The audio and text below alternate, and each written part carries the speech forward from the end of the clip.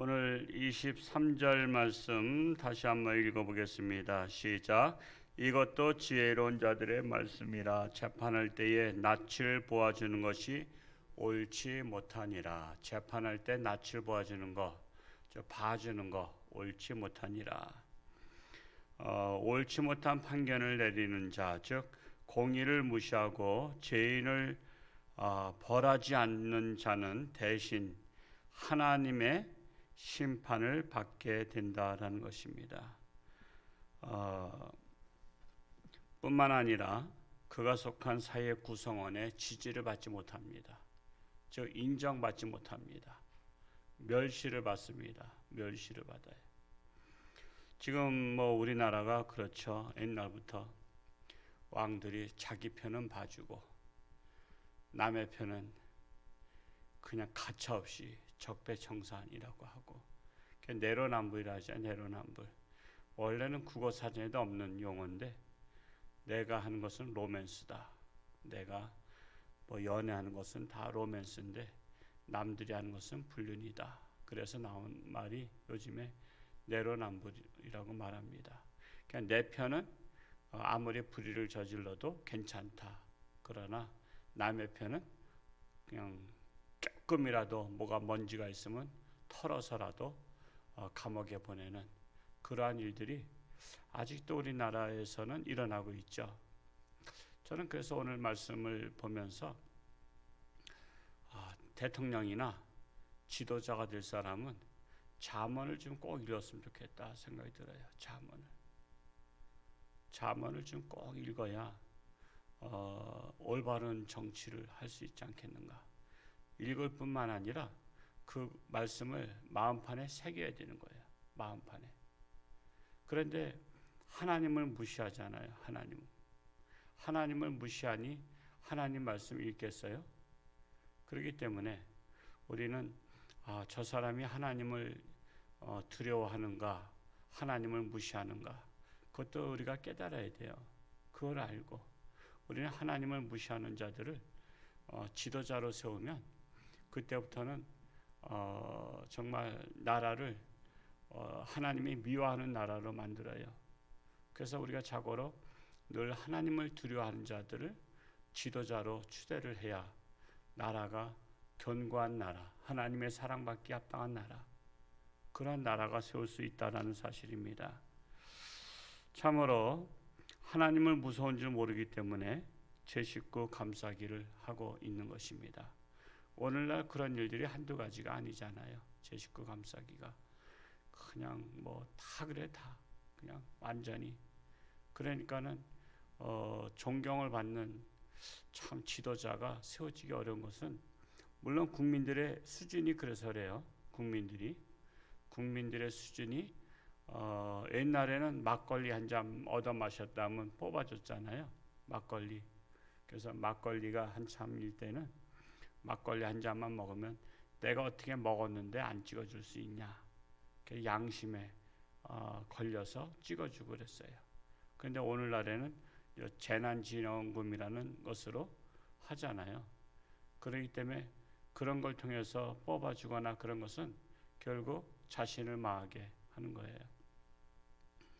그 어떤 사람이 지금 이제 요즘에는 세금을 많이 걷어야 되잖아요. 재난지원금을 주려면.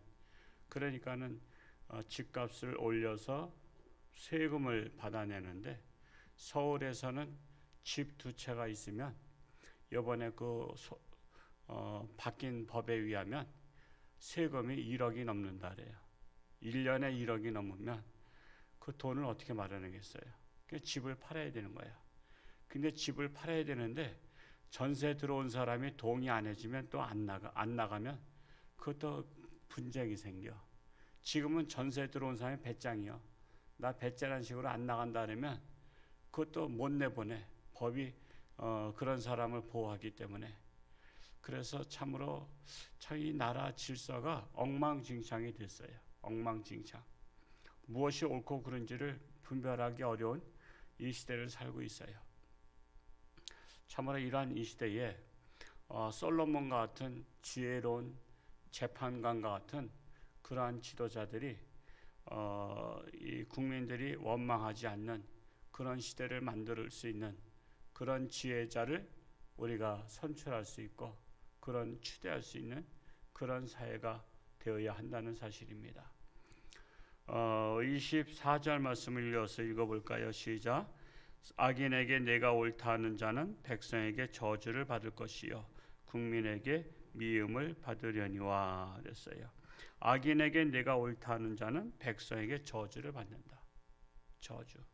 사람은 최소한도 저주는 받지 말아야 됩니다. 저주를 받게 된다. 오늘날 그 저주를 받는 사람들이 얼마나 많습니까? 그러니까 이제 저주도 받을 짓을 하면 받게 되고요. 받을 짓을 하지 않으면 그 저주가 돌아가요. 저주한 사람에게 돌아갑니다. 그러니까 하나님의 백성들은 지혜로워야 돼. 내가 누구를 저주하는데 그 저주가 그가 받을만 하면 그에게 임하지만 받을만 하지 아니하면 그게 나한테 돌아와. 그러면 여러분 상대방이 저주받을 만한 사람인지 아닌지를 정확하게 알지 못하고 그냥 무턱대고 습관을 쫓아서 늘 남에 대해서 저주하다 보면 그 저주가 자기한테 옹팡 뒤집어쓸 수가 있어요. 영화에서 그런 게 있더라고요. 얘딱 그냥 이 얄미운 놈아 그냥 어디 앉았다 그냥 껌이나 붙어라. 옛날에 요즘은 껌 별로 안 씹죠. 옛날 껌 씹잖아요. 그냥 껌이나 붙으라 그러는데 자기 엉덩이에 껌이 붙었더라고. 그러니까 참 재미있는 거예요. 상대방에게 껌 붙으라 그랬는데 자기 엉덩이에 어디 털썩 앉았다가 껌이 붙었어. 그러니까 붙으라는 사람 안 붙고 붙어야 될 사람 안 붙고 붙으라고 한 사람한테 붙은 거야.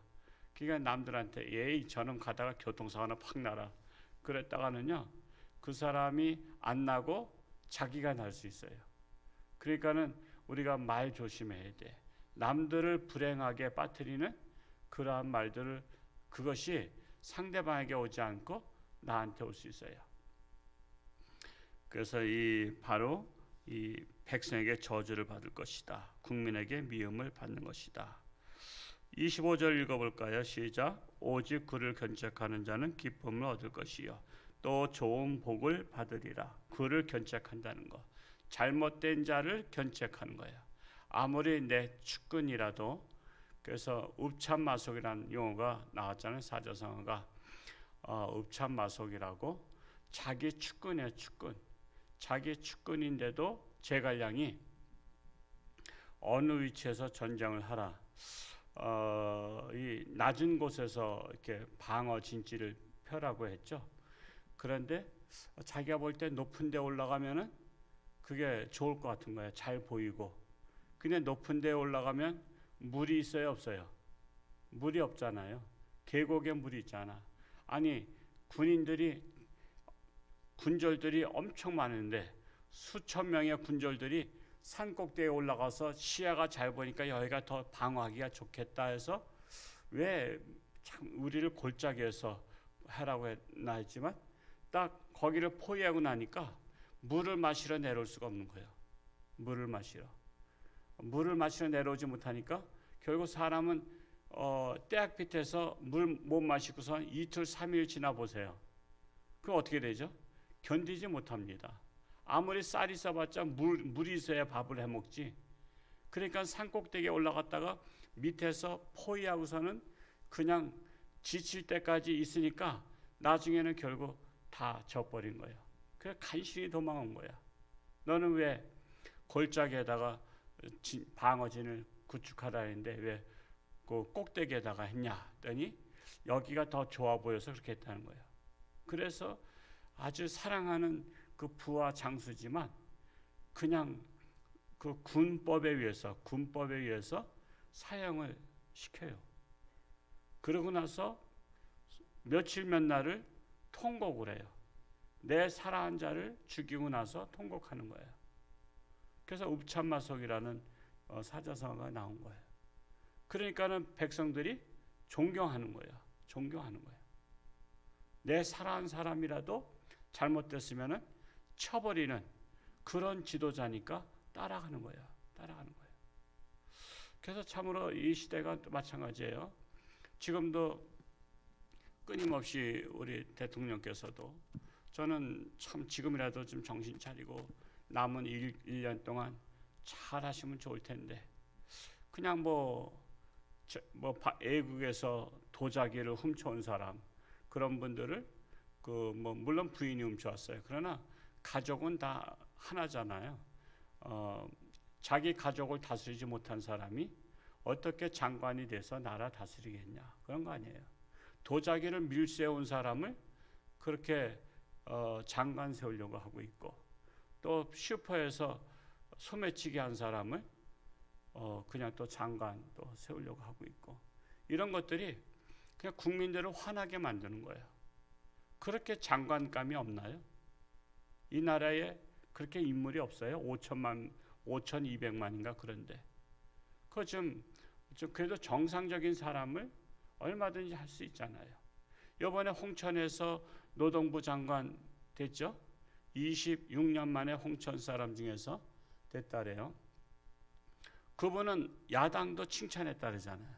야당도 청문회 하면서 야당도 칭찬했어요. 그러니까 야당이 칭찬하는 것은 쉽지 않아요. 인색해요. 어떻게 이제 꼬투리 잡고요. 그냥 흠을 잡으려고 하는 게 야당이야. 그런데도 야당마저도 칭찬을 했어. 안경덕 노동부 장관인가요? 그분이 홍천 고등학교 출신이더라고. 그러니까 그 자랑스러운 거야. 상대방이 비판하려고 꼬투리 찾아내는데 없어서 칭찬할 정도면요. 정말 우리나라에 꽤나 괜찮은 사람이야. 그런 사람들 장관 세우면 국민들로부터 사랑받잖아요. 국민들로부터 인정받잖아요. 그런데 왜 도자기 밀수한 사람, 또 소매치기 한 사람, 그런 사람을 하겠냐고요. 그러니까 우리가 정말 자기 편에 대해서는 재판을 굽게 하고 남의 편은 가차없이 그냥 잡아놓고 이런 일들이 결국 국민들로부터 미움을 받게 되고 저주받게 되는 거예요. 그래서 우리 교계도요. 목사님들이 3년에 위임 목사 아니면 3년 연임 청원하지만 목사님들도 51% 지지를 못 받으면요. 그 교회에서 사임해요. 그 교회에서 최소한도 반타작이라 그러죠. 반 정도도 인정받지 못하면 그 교회에서 설교를 할 때 그 49%가 그 귀에 안 들어오잖아요. 그러니까 최소한도 51%는 인정받아야 된다는 거예요. 이 사회도 마찬가지죠. 사회도 최소한도 51%는 인정을 받아야 되는 거 아니겠어요? 우리 교회가 그렇게 적용한다면 51% 인정을 받아야 되는데 지금들 보면 대통령들이 임기 말이 되면 어느 대통령이나 다 10%대 20%대 내려가요. 그 인정받지 못하는 거예요. 그러면 빨리 깨닫고 내가 이렇게 맞춰서 되겠는가? 마지막에 최선을 다해야지. 그런 마음을 가져야 되잖아요. 저도 임기가 있어요. 목회자도 만 70세입니다만 저도 지금 늘 고민하는 거예요. 이 코로나 시대에 코로나가 빨리 끝나지도 않을 것 같은 이 시대에 지금 코로나 빨리 안 끝나요. 어젯밤에 그 영락교에서 집사님이 보내온 그 이재 선교사님 새롭게 하소서 거기에 나왔더라고요. 출연해서 그분이 서울대 법대 다니다가 전국 의장까지 하고 데모하다가 잘렸다가 나중에 간신히 또 졸업하고서는 러시아 선교사를 가서 한 27년 이렇게 했는데 그분이 정치를 꿈꾸고 서울대 법대를 갔다래요. 정치를 꿈꾸고 그런데 정치로는 세상을 변화시키기 어렵다. 그래서 그분이 목회자가 된 분이에요. 목회자가 세상을 변화시키는 것은 사람들을 변화시켜야 된다라는 거예요. 사람들을 변화시켜야 된다. 그래서 목회자들이 그 사람들을 변화시키는 그 사명을 감당해야 돼요. 저도 마찬가지죠. 제가 남은 임기 동안에 어떻게 해야 잘 마칠 수 있을까? 이 코로나 시대에 어떻게 해야 내가 우리 성도들을 정말 잘 다져지고 정말 다음 사람이 왔을 때 정말 교회가 든든한 교회로 세워지고 제가 임기를 마칠 수 있는가. 저는 늘 이거 지금 고민 중에 있어요. 고민 중에 있어요. 그냥 7년 때우고서는 그만둔다?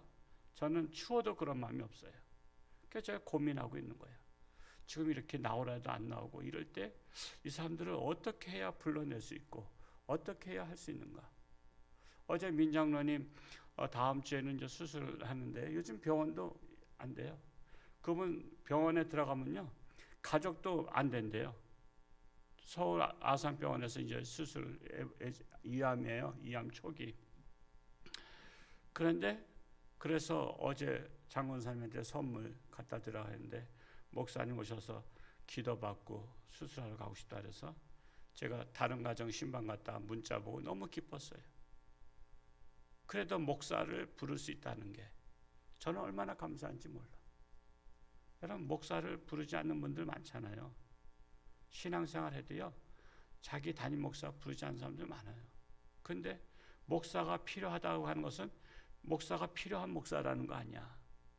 그게 너무 기뻐. 그래서 오전 신방 2가정 마치고 점심 식사 후에 가서 예배 드려주고 나중에 또 문자가 오셔서 오늘 말씀 어디냐고. 그래서 제가 이렇게 알려드렸는데 보니까 또 9절 말씀인데 29절로 제가 잘못 알려드렸어. 그래서 밤 또 한 11시 반인가 그때에 제가 문자다 또 다시 정정해서 올려드렸는데 정말 지금 어려워요. 정말 저는 아직도 돌아봐야 될 가정들이 많은데 목사가 오면 도리어 불편해하는 분들이 많아서 그것을 제가 어떻게 해야 되는가 지금 고민하고 있어요. 어떻게 이제 항상 목사뿐만 아니라 대통령뿐만 아니라 장관뿐만 아니라 우리 각자는 정말 노년에 사랑받는 자 되고 존경받는 자 되는 것이 중요합니다. 그래서 떠날 때 뒷모습이 아름다워야 돼요. 뒷모습이 떠날 때 뒷모습도 아름다워야 돼요. 그래서 우리 홍천주안교회만큼이라도 하나님의 말씀으로 그리고 여러분 자녀들한테 지금 잠언 쓰기 하는 분들이 참 많이 계셔요. 한번 해보는 겁니다. 자기 자신과 뭐 상을 줄 테니까 하라 그게 아니라 정말 잠언을 쓰고 읽고 자녀들한테 쓰고 읽고 그렇게 하면은 이 말씀대로 우리가 늘 마음판에 새기면 어디 가든지 중심이 바로 서요. 중심이 바로 서면은 정말 어디 가든지 쓰임바 될 수 있습니다. 제목이 될 수 있어요. 그러면 하나님께서 필요를 따라서 적절한 곳에 쓰임받게 하신다는 사실입니다. 오늘 이 새벽에 오신 저와 여러분들이 정말 하나님의 마음에 합한 자가 되고 늘 옳고 그름을 분별할 수 있는 지혜로운 자 될 수 있기를 축복합니다. 기도하겠습니다. 사랑하는 아버지 하나님, 참으로 오늘날 패역한 시대, 저울이 기울어진 시대에 살고 있습니다. 이것은 한국교회가 정신을 못 차리고 올바르게 말씀을 전하지 못한 탓입니다. 많은 정치 지도자들이 안수 집사이고 또 많은 집사들이 있지만 그럼에도 불구하고 불의를 행하고 있는 이 시대에 교회가 책임인 것을 통감합니다. 한국교회가 정신을 차리고 하나님의 말씀으로 바로 세워진다면 하나님의 말씀으로 바로 세워진 자들이 바로 이 시대를 이끌어갈 수 있는 올바른 지도자가 될 줄로 믿습니다. 우리 홍천주안교회 맡겨진 사명을 잘 감당하고 말씀으로 잘 분별할 수 있는 분별력을 허락하여 주옵소서. 그리하여 어디에 내놔도 부끄럽지 아니한 그러한 지도자들을 배출하는 우리 홍천주안교회 되게 하여 주옵소서. 오늘도 새벽을 깨우며 하나님 앞에 기도하는 자마다 하나님 만나 주시고 저들의 가정을 복되게 하시고 건강을 지켜주시고 저들의 직장과 사업처를 복되게 하시며 누구를 만나든지 늘 안전한 길로 지켜주사 우리 홍천주안교회가 마음껏 예배를 드리며 마음껏 찬양하며 마음껏 기도하기에 부족함이 없는 교회 되게 하여 주옵소서. 예수님의 이름으로 축복하며 기도하옵나이다. 아멘.